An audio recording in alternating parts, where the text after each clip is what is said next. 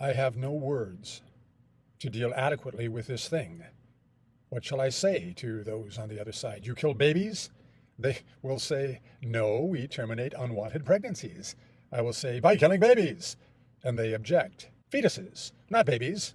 I respond that fetus is just the Latin for young one. And they reply that I think I am very erudite, but etymology is not a biological science. And we have wasted words. So I say there is nothing magical about air, that contact with it turns a submerged fetus into a baby. They will say that it is indeed a difficult and controversial subject, and that viability is a good criterion. If a fetus is viable outside the womb, then it would count as a baby. But a fetus is not a human life. I point out that no baby is viable. They cannot survive on their own.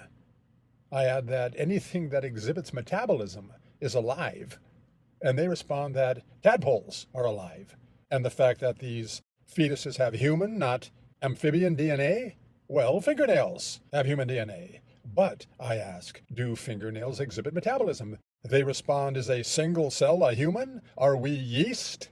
I reply, is yeast alive? And does a human remain only a single cell? My point seems not to be understood and is ignored.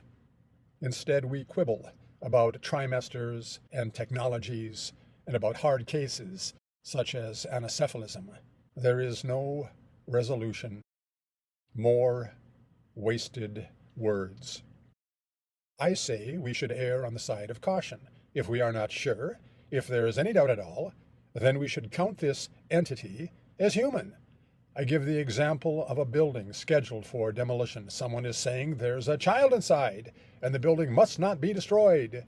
Given the uncertainty, we should wait. Life is more precious than the convenience of a schedule. They say the analogy is not valid and add that a woman is worthy of mercy too, and the burden of unwanted motherhood outweighs the theoretical presumption that a fetus is a fully human life, that the building is occupied. I reply that between death and inconvenience, the choice is clear. They demur, and we cannot agree. Futility. I say that the fetus of John the Baptist leaped for joy in the womb when it came into the presence of the newly conceived Jesus. From this, I assert that everything a person possesses of spirit, he possesses at conception. Oh, there are so many things wrong with that, they scoff, observing that superstition has no place in a discussion about science. I avoid referring to the new religion of transism, a male spirit inside a female body, or the other. Discerning between spiritual and mental illness would be pointless in a discussion with people who deny that the preborn have a spirit. I take up their appeal to science, pointing out that the system of cells at any stage of development has a unique genetic code. Very quickly, a nervous system, and in more than half the cases, a penis.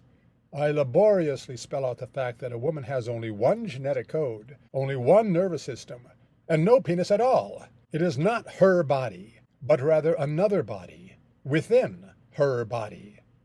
They respond that some women do have penises. I counter by observing that no such woman has ever been pregnant.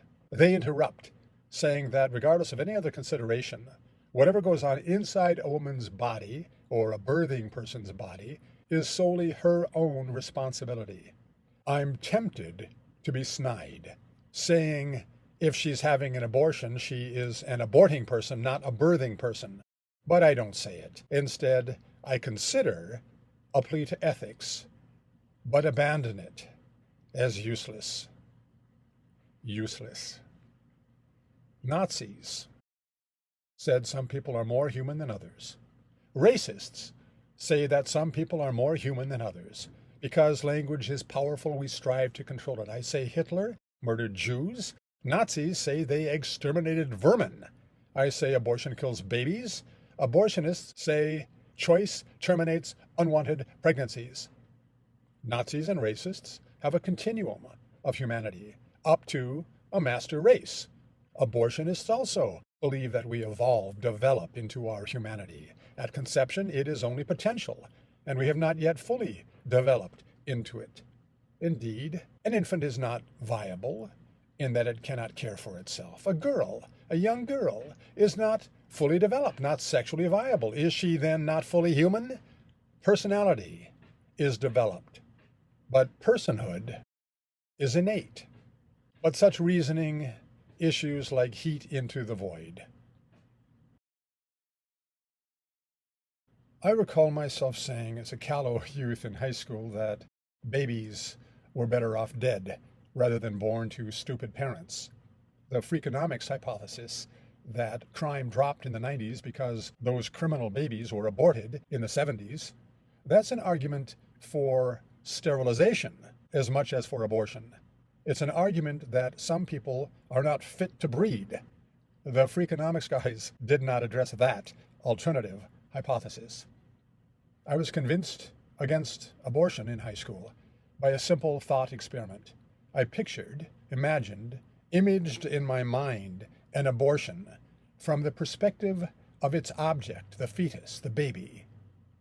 Possessed as I am of some clarity of imagination, the image that rose up before my mind's eye was sufficiently disturbing that I grew pale and faint and had actually to leave the classroom. I stood up and walked out in the middle of that discussion, walked up and down the hall, and I was convinced it's not right to kill babies, even unborn babies, regardless of any consideration about the supposed prospects, criminality, the potential quality of life that may lay in that baby's future. Babies have a right to a future. They should not be killed for crimes they have not yet committed.